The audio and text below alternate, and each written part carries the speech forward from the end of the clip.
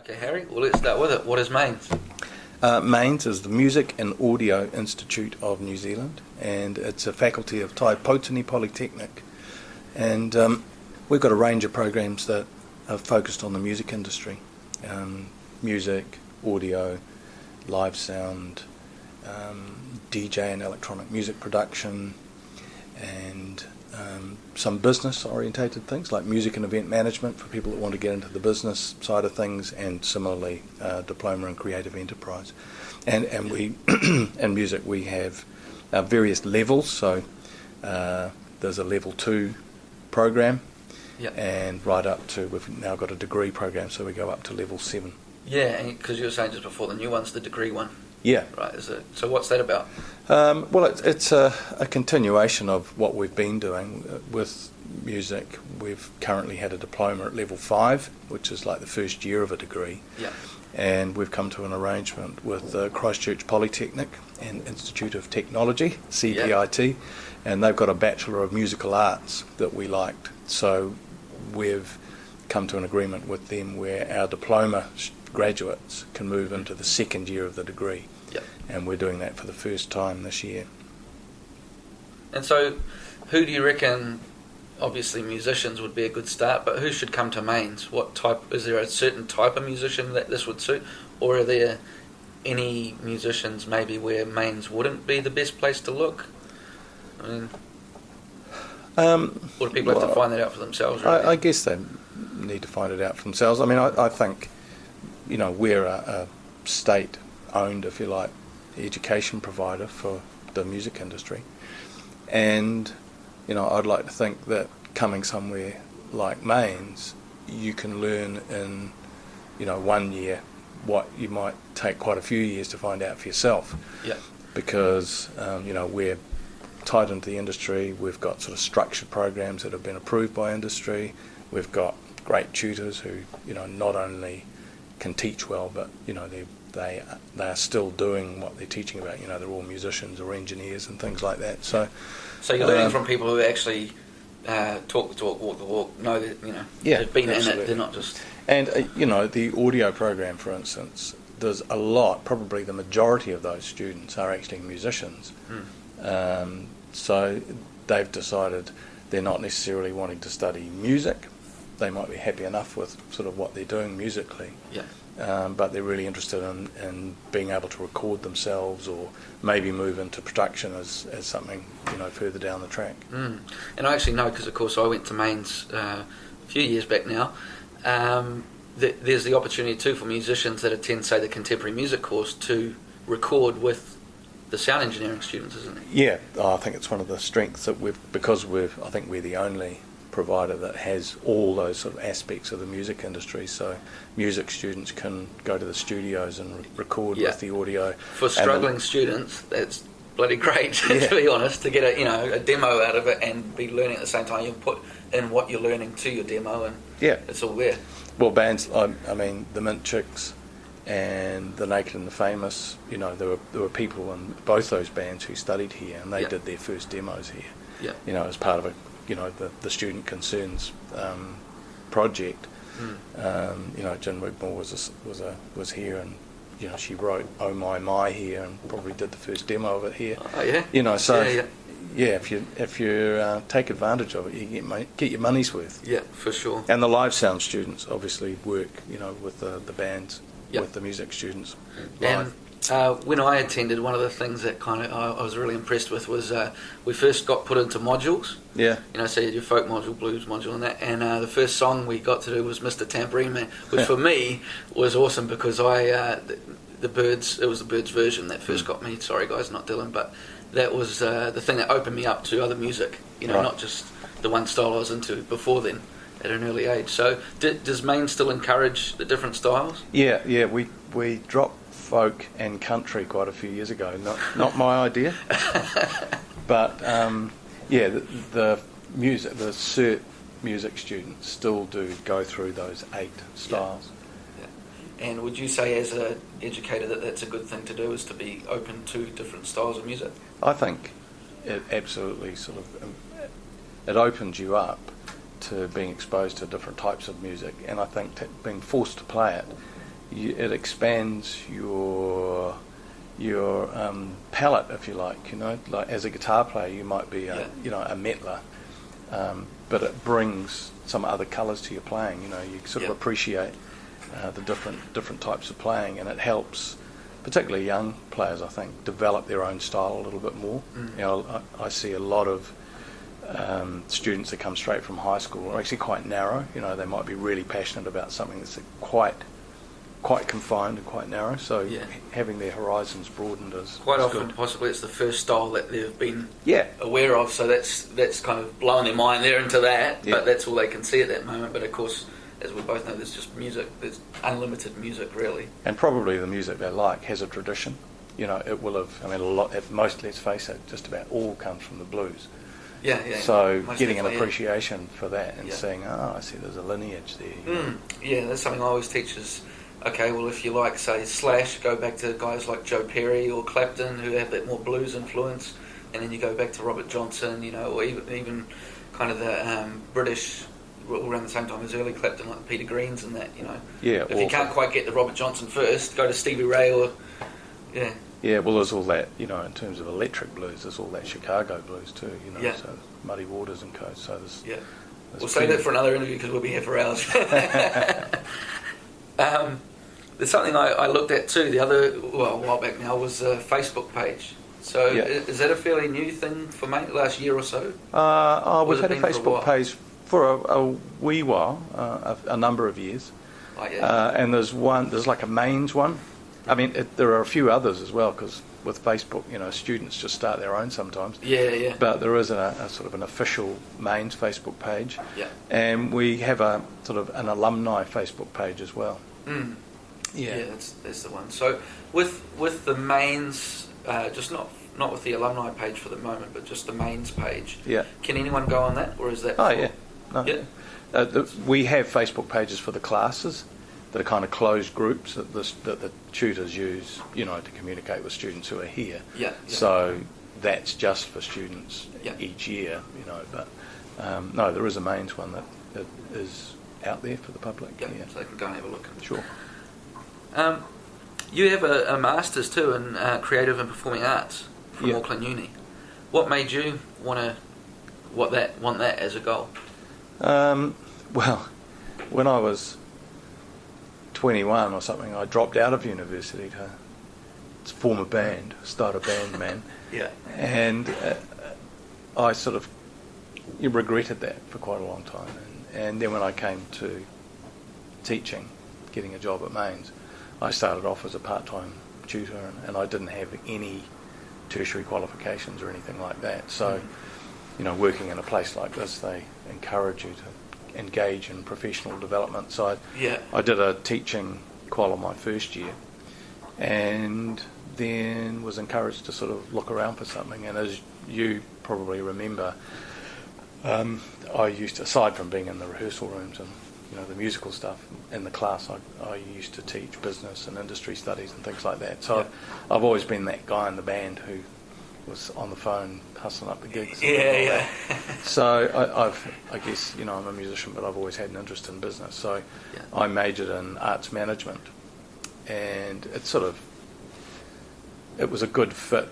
At that stage, I was then a program leader and a head of department, and now I'm the dean. And I think it's that qualification that's qualified me for the role that I'm now in. So it's allowed me, in terms of a bit of a career path here, I guess, to sort of grow. It's good that you always had that in mind. I mean, it is so easy for musicians to ignore that part of it, or at least not really recognise the importance of it until a bit later on. Well, unless someone does that, there are no gigs. Right? There's a lot of parties, but not you so can't much just a paid gig. You can't just sit at home waiting for the phone to ring. It just doesn't work that way. No. It might, once you get, if you're really strongly in demand, the phone might ring. That's a nice position to get into. But it's probably take quite a few years' work before that starts to happen. And so for you, something I always tell my students is it's not the certificate that's actually the big deal, it's what you become in getting that certificate. A certificate really is a piece of paper that says to everyone else that's impressionable, oh, he's this title, at this level. But for you as a person, I guess too, you personally would have benefited just in feeling more confident with what you do and everything and learning. You learn something. It's empowering. I think studying and learning is, it gives you more, a broader range of skills and stuff that you can bring to whatever you're doing. Yeah. Congratulations too. Awesome. Thank you. Well, it was 10 years ago now. So. Yeah. It's good though, eh? And that's what I'm trying to do now as well, is just keep learning as a teacher. For people that may be thinking about becoming a teacher at a school or tertiary institution, what would be a good place to start? Again, the reason I'm doing this series is to try and show aspiring musos that there's more than just musician, manager, and certainly education is very important in music, and it can help you to keep to learn, like I've found with my private tuition. So if you do want to, say, head on the path of becoming a teacher more in schools or tertiary institutions, what's a good place to start with? What? I actually think that getting a qualification in what you want to teach is a good first step, rather than doing an education qualification. So if you want to be a music teacher, do a music degree. Yeah. Don't do an education degree, because you can probably do a graduate diploma, or you don't have to study right from the start, and once you've got a degree you can cut to the chase a little bit more. Yeah. But having a degree in your discipline means that in terms of your teaching practice, you've got a real depth of understanding of your subject, if you like. Yeah. So I'd recommend that as a first step. And it could be with young musicians, like school leavers, for instance, might have been through Rock Quest and stuff, and if they come here or wherever they go to study, they might not want or need to go into teaching straight away. They might, get into a band and tour and do their OE and do a bunch of stuff. Yeah. But having that first qualification to come back to once maybe that's run its course, or suddenly you find that you're about to become a parent, like life starts to change for you. Yeah. That, if you've already got that undergraduate degree, then going back and doing some further study becomes a lot easier. And it might be paid for by your employer. So if you went to a school, they might say, well, no teaching qual, but boy, some good industry experience, has actually done a bit and does have that music degree. So we'll take them on, and we'll support them with professional development to go and get that teaching qualification, which is exactly what happened to me and most of the tutors here. Yeah. We tend to look for people who are experienced in the industry, who have been out there doing it for a while, and then kind of turn them into teachers, if you like. Yeah, and students resonate with that more, don't they, as well? I think so. That comes through really clearly in our tutor value. With the student feedback we get is it's the credibility of the staff teaching, that it's not just being taught out of a textbook or whatever. These are the staff are people who have done it, been there and done that. Yeah. Like anything, eh? Yeah. Like, and as a teacher, what kind of challenges do you face, apart from smart-ass students? Well, there's a number of things. I mean, people learn in different ways. So as a teacher, you need to recognise that and make sure that each lesson's got a bit of a mix of activities in it. Like, you're not just standing up the front talking. Yeah. They say if you come away from a lesson with losing your voice, it hasn't been great. Yeah. So when I did my teacher training, one of the things that resonated with me is that education comes from the Greek word educare, which means to draw out. So, and that's the idea that people probably already know this stuff. You've got to get them to sort of join the dots and, put it together so, they are learning. Like, teachers don't do the learning. You've got to facilitate that. So it's having that approach and making sure that people who might learn visually or people who like doing things, that you've got activities going on in the class, so that. Yeah. And yet some students though just want to be told, or they just want a piece of paper to read and they've got it. Yeah. But that doesn't suit everyone, so you've got to have that mix. You kind of have to read students a little bit. Yeah, and I mean, what type of people they are. Yeah, when you've got a class all year, you do get to know them as well. Yeah. So, one thing, I went to the education festival at the Viaduct the other week. Awesome, really cool. And what was good is, because I was asking around, I was just curious as to what their opinions were too on music education in New Zealand, and they seem to really be coming around to education as not just algebra and a whole lot of facts and figures. So music, I think, from what I gathered anyway, in schools and more at that time I was focusing more on colleges, but schools around the country, it's getting much more recognised that creativity is important, just as a basic human function. Yeah. There's quite a lot of research that supports the idea that having music at the heart of a curriculum actually assists learning for students all round. Mm-hmm. When you think about it, yep. Music's a perfect kind of left side, right side of the brain kind of thing. It's part art, part maths. Yeah. There's a lot of, let's face it, with music we're talking about intervals and time. Yeah, got all the theory side of it, yeah. All that stuff is kind of, the language around it is quite mathematical, 1, 4, 5 chord progressions. Yeah, all the stuff there's numbers in it. Yeah. But then there's that, so that's one side of your brain, and then there's all the sort of creative part. No wonder we're all mad. So it can, I guess it's massaging both sides. So it actually, there's evidence that sort of proves, if you like, or supports the idea that it actually helps learning generally. Yeah, most definitely, I think so. Yeah. And like I said too, one of the aims of this is to kind of show people that there's different avenues to explore with music, and MAINZ does that really with. It's not just like you're a rock music course. There's all genres covered. You've got different instruments.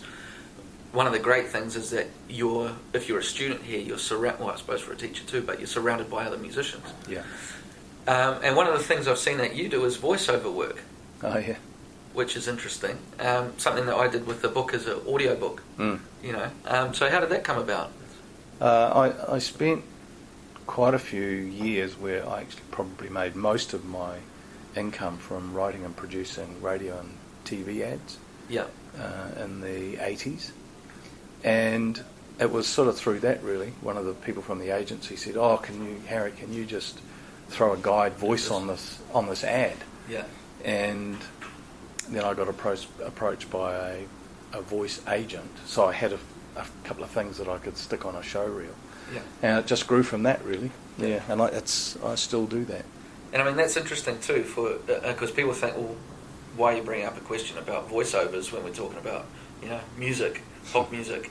But sound engineering, everything comes into play, doesn't it? The diction, the way you use your voice, and it's quite musical. Yeah, there was. I don't do so much ad voiceovers, although I would. It's just I'm not getting the calls at the moment. Yeah. But there was certainly a move away in advertising from having those sort of real high-powered kind of radio, retail-y kind of voices. Yeah. For some ads, anyway, they wanted a more natural kind of a read. Yeah. And so there's like Barry Saunders, who's a friend of mine. He's the singer in the Waratahs and an artist in his own right. People who sing generally have quite pleasant speaking voices. I think is the sort of the assumption. And so actors rather than once upon a time most of the voice work I think was done by radio people, and there seemed to be a move away from that into getting actors and musicians for a more natural or whatever it is read. So you can get a voice agent. Yeah, I've still got one. Yeah. So that works okay. And and the reason that I do that work and always have done that and various other things is that I've got 3 kids, and so it's what we were talking about before, the idea of to survive as a musician you need to develop a portfolio career where you're not just doing one thing, because it might not sustain you. You know, you could be in a band on the weekend, do some teaching after school, write a book, you know, do various things, or do voice work, maybe manage if you happen to be strong in the business area. Over the years, I've represented other artists, booked tours for people, and you know, done all those things just, you know, to pay the mortgage. And it's funny how that can change over the years too. I know a lot of us, when we start out as musicians, we don't need to do this, and that's selling out. I mean, overrated word, you know. But I mean, usually when you're that young, you don't have you don't have as many responsibilities, unless things are a little bit unfortunate. But if you're not too you know, average Joe, usually you're quite free, whether it feels like it or not. But as those responsibilities creep in, I'm sure that doing these different gigs and that all of a sudden goes from, no, I'm not going to do that, to, oh, that's actually not a bad option, you know. And then even once you start doing things, you can learn that it's actually a great option, and there's more in it than you think. Yeah, I always felt that I learned a lot in the studio from writing and producing commercials. You know, I learned a lot about producing vocals, for instance, because the vocal is so important in a jingle, if it's a sung one. And sometimes using quite high-profile artists to sing them, who feel a little uncomfortable singing a jingle or something. So to get them relaxed and to give an authentic, you know, in inverted commas, you know, to give a believable vocal when maybe they don't absolutely believe in what they're singing about, you know. So there's a lot to be learned in terms of, you know, getting the artist feeling comfortable in the studio, and a sort of, it's not as if it's their music that they really, you know, feel in their heart. But then again, you know, there's lots of great singers out there who just nail this stuff, because for them it's another little source of income for them as well. And it's funny how things, you never know with music. Someone you might have jammed with years ago, or you did a voiceover thing with 5 years ago, 10 years ago, even longer, might come back later, and then you start a new project with them. You know, but you couldn't necessarily see that at the time. I think, would that be good for students to realise too, if they're thinking of coming somewhere like MAINZ, that it's the opportunities that come from attending a tertiary institution like this, they don't always arise straight away. No. Things happen later on. A big part of having a career in this area is, you know, having some talent and those things, but also having a network is a crucial part of it. It's the old, not what you know, it's who you know type of thing. And it's not like it's some sort of strange handshake club or anything like that. People like working with people they like working with. And, you know, I have said to students here, you guys are the future of this industry. And you'll find, as you work your way through, that you know, you'll all end up working together. Some of you will. You know, the people I know now that were sort of my mates in other bands and things, Brent Eccles and Mike Chun, and these various people who are now sort of, you know, and the people who are on the boards of Rianne's and all these sort of things, who, you know, I guess at the top of the industry, if you like. But we were all young together. And they are the people that we all knew, if you rang and left a message, they'd get back to you, you know. So there's that, you know, it's not an exclusive, you know, secret club or anything. It's just like people who can rely on one another. It can feel like it a little bit with, I think, with younger people, especially if they get told that from bitter older musicians, you know what I mean? But yeah, I mean, you find out, you know, as you go through it, and that it's not, you know, it's just like anything. If you had a mate that was going to work with you on a project, or someone you didn't really know or click with, I mean, who are you going to do the project with generally? If you want to have fun, if you've got someone that you know and like, and they can do the job, you're going to have, why not? You know, it makes it easy. So you've been a member in a successful band as well, with a pretty high profile as far as Kiwi bands go. And I might as well say Hello Sailor, if you haven't heard the band, check it out. What misconceptions do you think there are about being in a successful band? I'm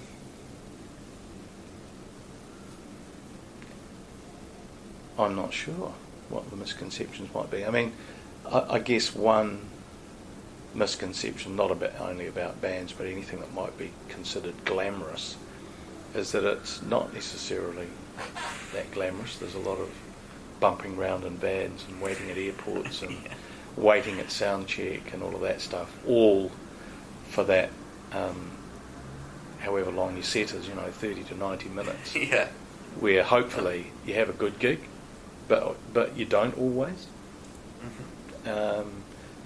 because for various reasons, the band might be having an off night, you might be having an off night. It might be some funny gig with the PA's not the greatest, and you can't hear yourself, and so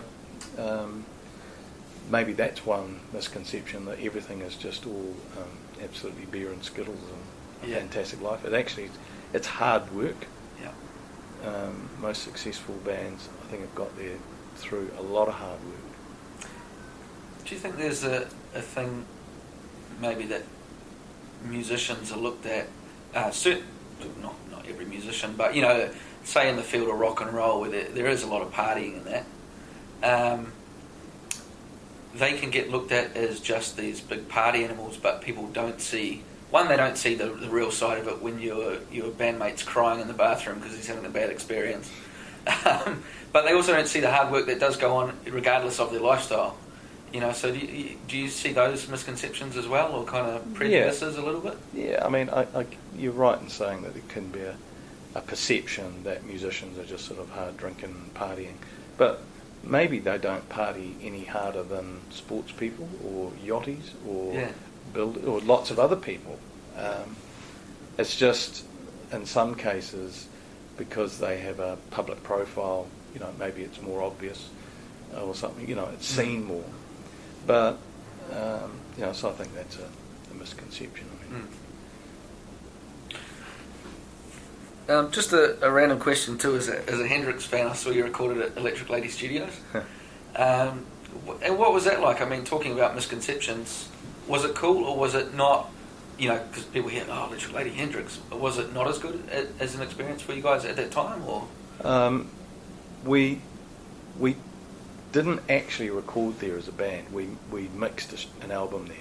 So we did a few overdubs. We did a bit of percussion, added some BVs and some little bits that we sort of thought were missing. But it was only Dave and I from the band that were actually there. Dave McCartney and I. So we didn't have the experience of actually recording there, if you like. But that said, it's a pretty cool facility.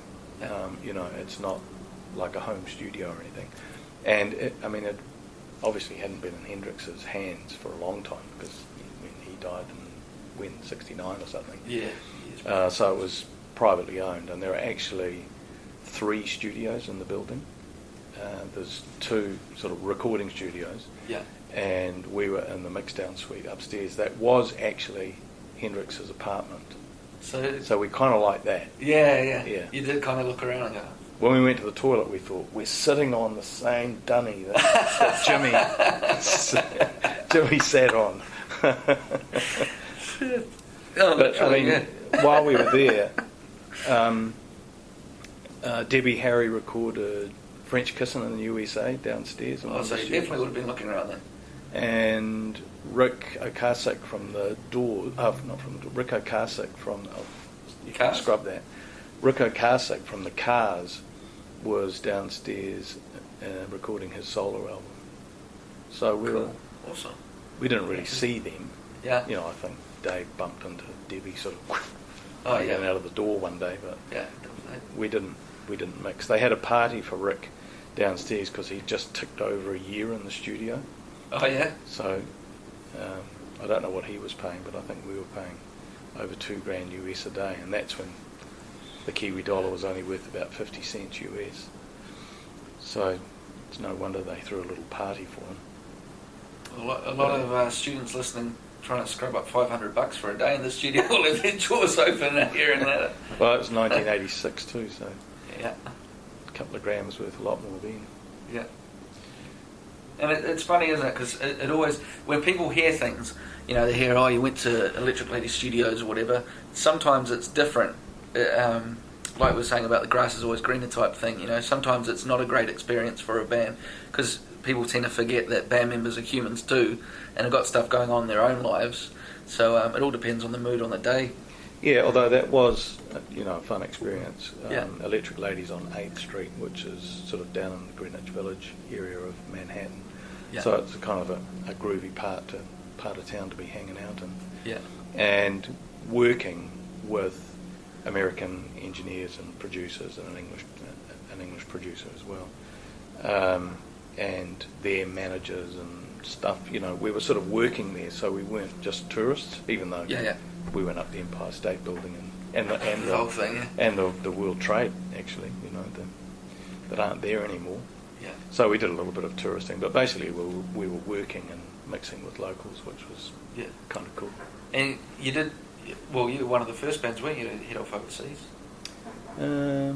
Well, yes and no. I mean, a lot of like Ray Columbus and the Invaders and the La-Di-Dahs, a lot of those 60s bands that predate us went to Australia and Britain. Yeah. Yeah. So. Well, guys like Peter Poser and that as well went over to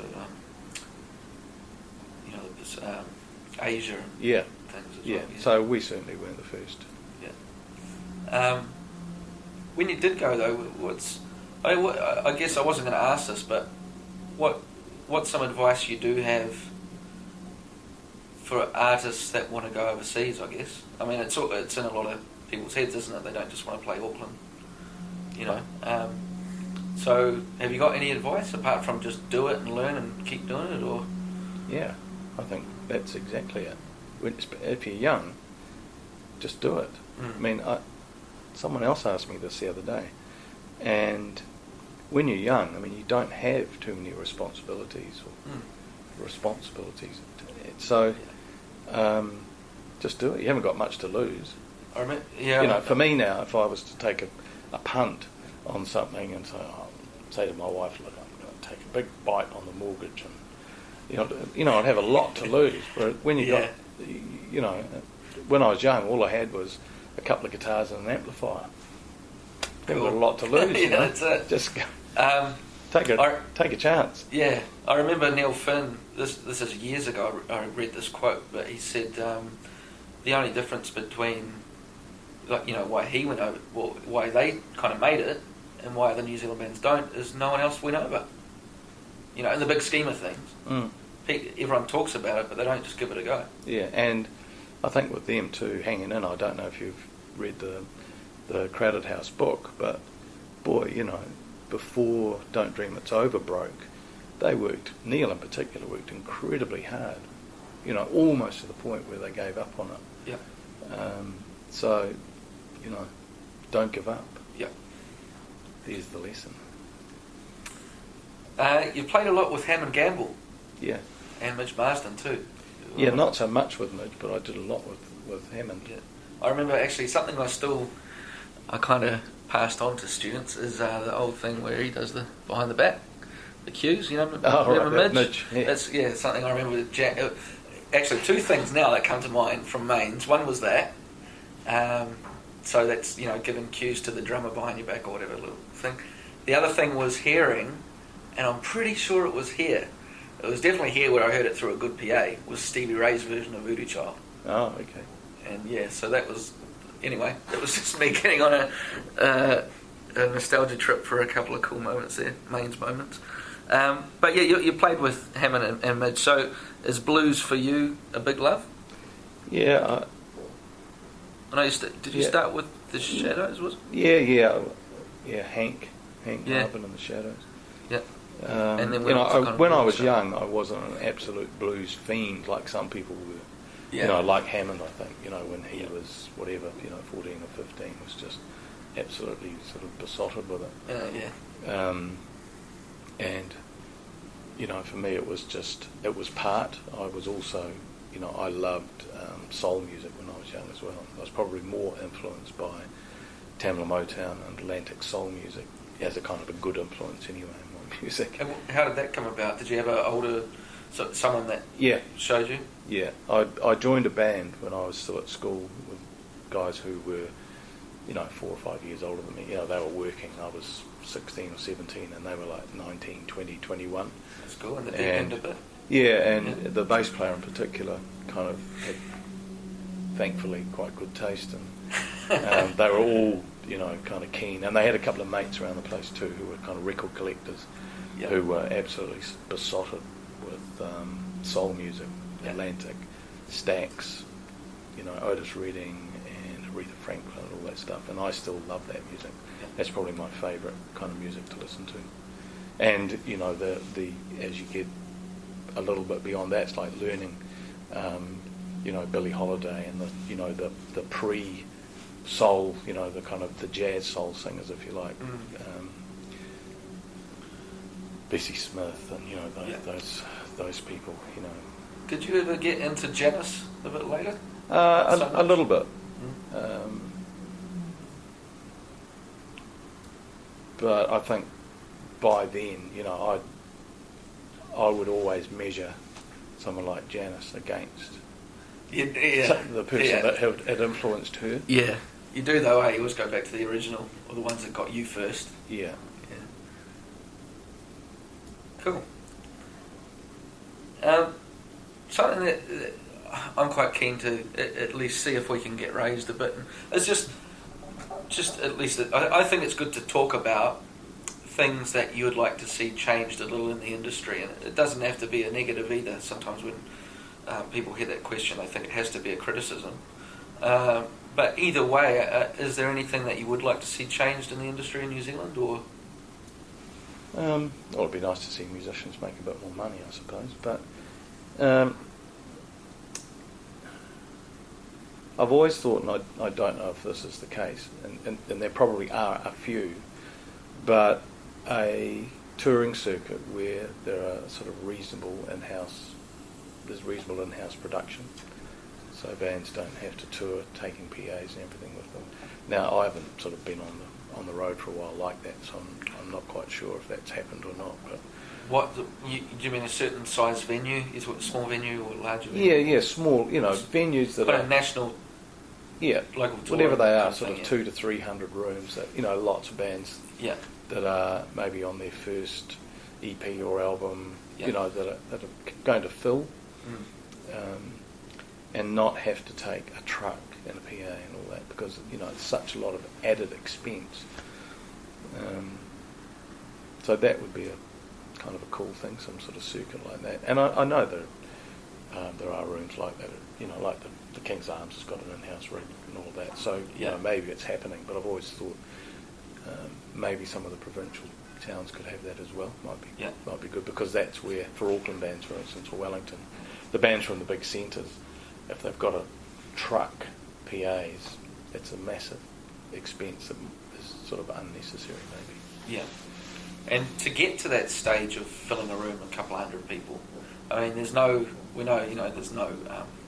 set plan where you can just hand a little leaflet to every band and go, there you go, do this, and it'll happen. No.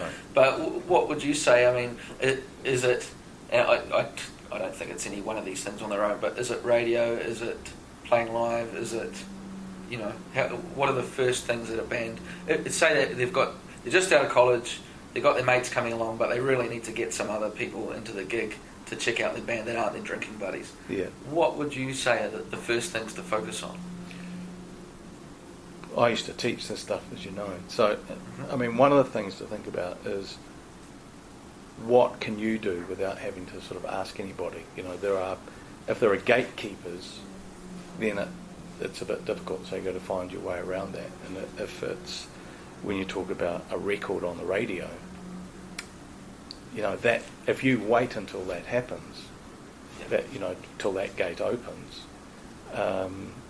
before you tour, for instance, then you may never tour.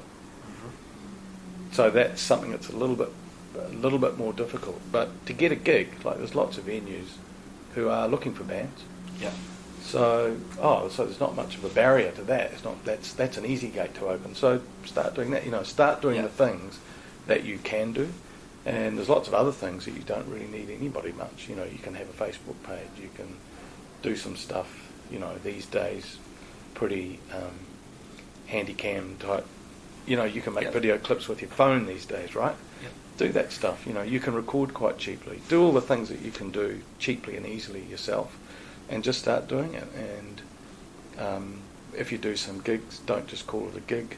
Say it's the name of your single tour, our new single tour, and do a poster and, you know, work around Auckland if you're from here, and go down to Hamilton. Get friends with some other similar bands on Facebook and say, oh, hey, you know, can we crash on your couch if we come down to Wellington and we'll do a gig with you, and you can do the same up here. Yep. It's that sort of networking thing, and these days you can do that internationally as well. I know that happens. It's funny because a lot of bands starting out do think they just have that mind on that big radio song, you know, but then if you ask them, they think, oh, you need radio, you have to have radio, but then you ask them what their favourite bands or artists are, and they'll say something like Tommy Emmanuel or Carnival or, you know, Merciful Fate or something like that, and it's like, well, how often are they on the radio? That's right, and it could be that radio is waiting to get a buzz about the band that's suddenly starting to fill the King's Arms whenever they play there. You know, and the record companies too, you know, what's happening there.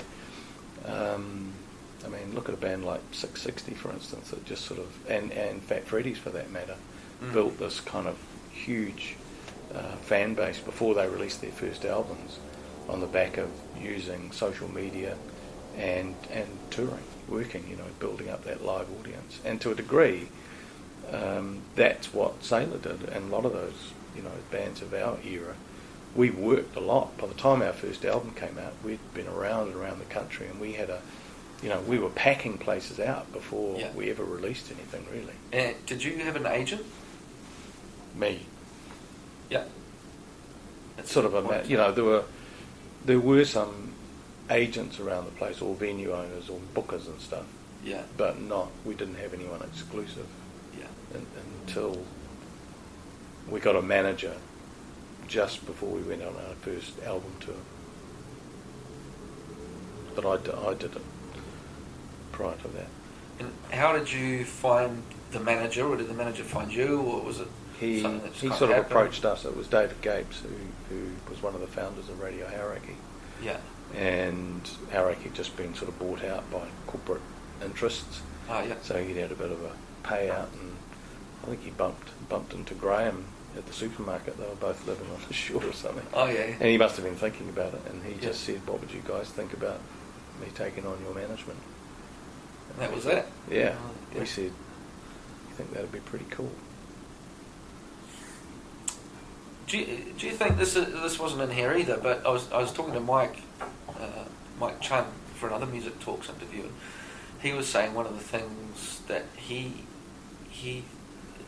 said back in the day there'd be a lot of work with agencies, and he asked me at that stage to name a couple, and I totally blanked out, and I was thinking of a music agency and that, but and then it made me start thinking after the interview. I was like, shit, if I can't name agencies like that, maybe they could be out there a bit more, and I'm sure it's not in their priority list, but out there in the public eye with tertiary institutions and things.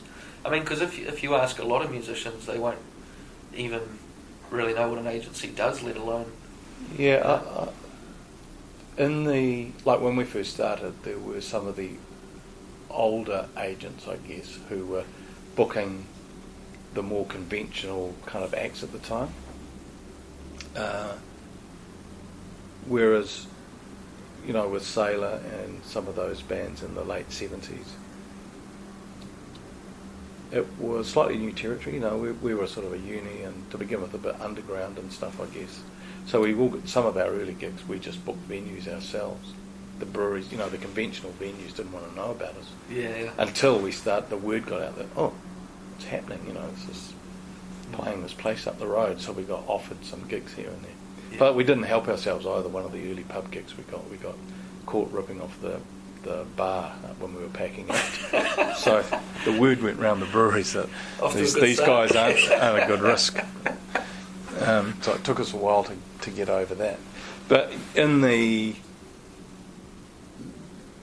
let's say, by the early 80s, there was new music management, which was Benny Levin and Russell Clark, who'd been active in the area in the 60s. You know, they managed Larry's Rebels and all sorts of people like that. And a guy who ended up managing us, Mike Corliss, was brought into that as a partner, and Craig Scott, the singer. So they, at the time, represented a lot of bands, but they were agents rather than managers. So some of the acts had managers as well, and then Charlie Gray, who was a bit of an entrepreneur, but he managed the Dudes, but he had an agency as well, and he represented a few acts. So between those two, and then there might have been some similar agents in Wellington and Christchurch. So there were certainly sort of people who booked things, and some people who booked maybe a series of venues in Christchurch, for instance. There was a guy, Trevor Spitz, who'd been in a lot of these people are ex-musicians, and he booked several venues in Christchurch, and so there were kind of promoters. There was a network of people that you could work with, not necessarily direct with the venue. There was these people, and that worked quite well because they did the deal with the venue, And do you see a network? How it's a bit of a broad question, but to kind of put it generally, would you say that those networks are still there clearly, or has there become so much or so many options that it's kind of a lot more little networks, or there's a bit of everything? How would you kind of see it now? See the industry here? Yeah, I don't see the equivalent of, say, new music management and say Charlie, who between them, new music management probably had the bigger roster of acts, but they essentially booked, act as an agent for most of the bands around that early to, for quite a lot of the 1980s actually. And that agency like that doesn't seem to exist, or if it is, as you say, I don't know who it is. Yeah. But there seems to be a lot more artist management, and I think perhaps the management is also in New Zealand, because it is quite a small country, small population, etc. That to pay a manager and an agent, that I suspect that the manager is also performing the agent function. Yeah. So dealing with venues directly, and maybe the management company, like CRS, for instance, probably got people who are looking after the agency side a little bit, where some of them might be looking after the artists and their career and the record company relationships and all of that sort of stuff, and they've got people doing the booking, if you like. Yeah. So maybe the model has changed a little bit. So the first steps for someone, say, that graduates from MAINZ, if they haven't already established relationships with, say, an outside or an industry manager and a booker and a promoter or whatever, apart from playing live, what would be the first things maybe to put some energy on? As far as building a team goes, and just actually to backpedal that, just for people that are quite fresh, is getting a team of people around you that you get on with and can work with in the industry important? Well, I guess it's an obvious question, but for people that are fresh to the industry side of things, I think what tends to happen with bands is that they attract people. So if the band itself is together and driven and working, other kind of creative or allied people get attracted to them. Yeah. And someone will say, "Oh, I love you guys. I did live sound. Hi, right.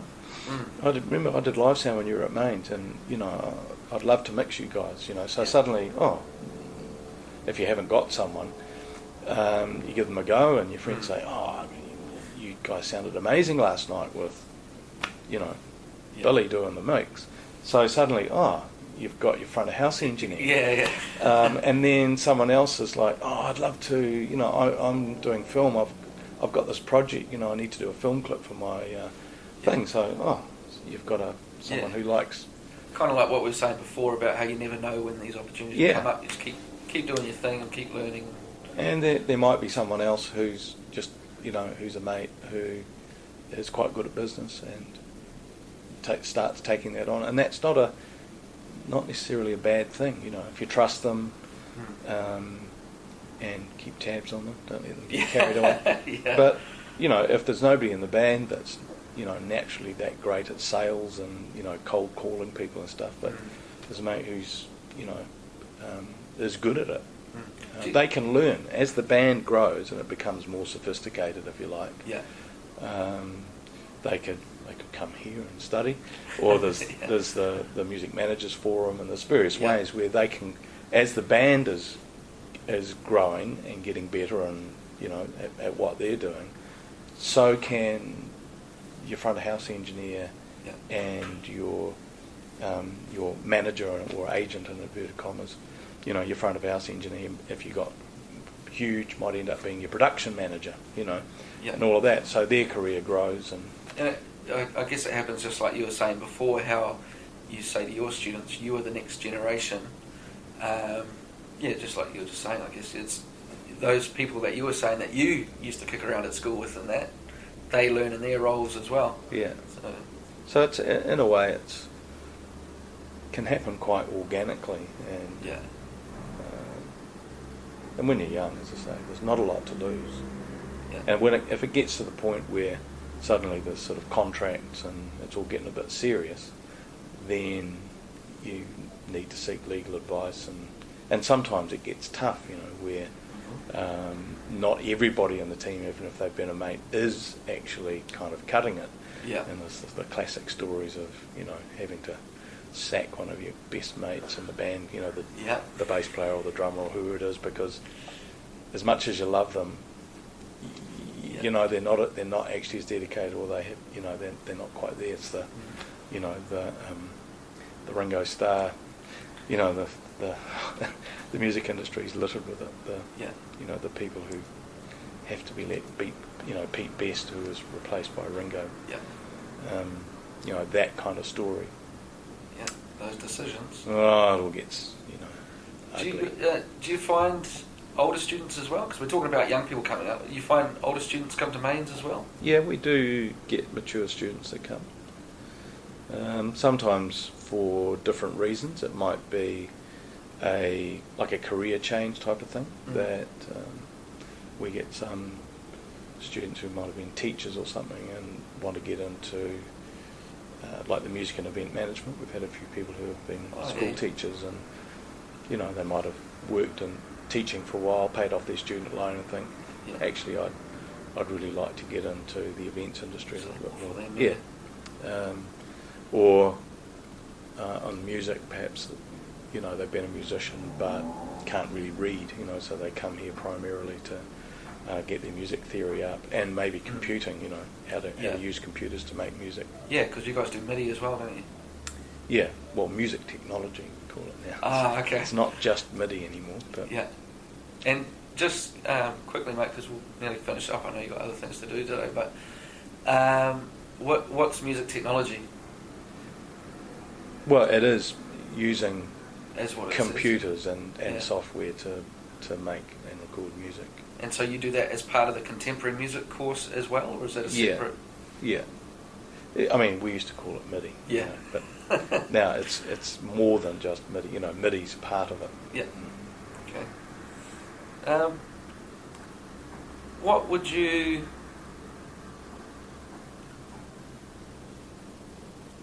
What? Just some general advice. I mean, you've worked as an educator. You're working now in MAINZ. You've been in a rock band.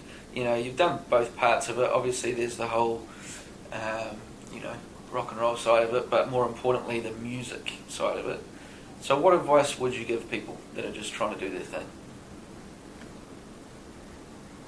An important thing to have longevity as a band is having strong material. So songwriting is important. You know, being a covers band is okay, but it's limited. You know, you can make, and there are, you know, I've got plenty of friends out there who've had long careers, you know, being like session players and playing in covers bands and stuff. But there is a ceiling on that. Yeah. And if you think about Lord, for instance, and you know, that's a much higher ceiling, and that's because she had an original song. Yeah. So,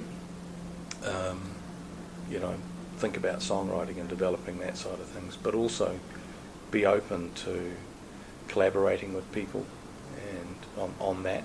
Yeah. And so that's it. When you think about the people who have had, you know, good long careers here, it's generally based on a songwriter, isn't it? You know, the exponents with Jordan, you know, with Split Ends and Crowded House, you know, the Finn brothers, and, you know, with us, Graham and Dave primarily, but I also write.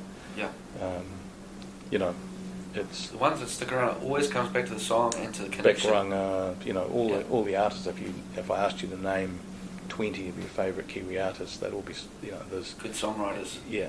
And this, you know, this is a young country, and we need songs to sing. Yeah. You know, I think it's fantastic now that people sing exponent songs at the rugby, you know, like... Yeah. You know, what those English football crowds are like, you know, it's fantastic, you know, We'll Never Walk Alone and all that. Yeah. We never really had our own songs to sing, but, you know, that's starting to change now. Do you think mainstream radio can support that more? Yes. Thanks. Okay, last one, man. So if you had a magic mic and the industry could hear you, and that could be musicians just playing as well, you could only say one sentence for them, but they could hear you and take it in. What would that sentence be? Oh God, I told you this would be tough. I need to think about that. What's the name of your band? Hello Sailor.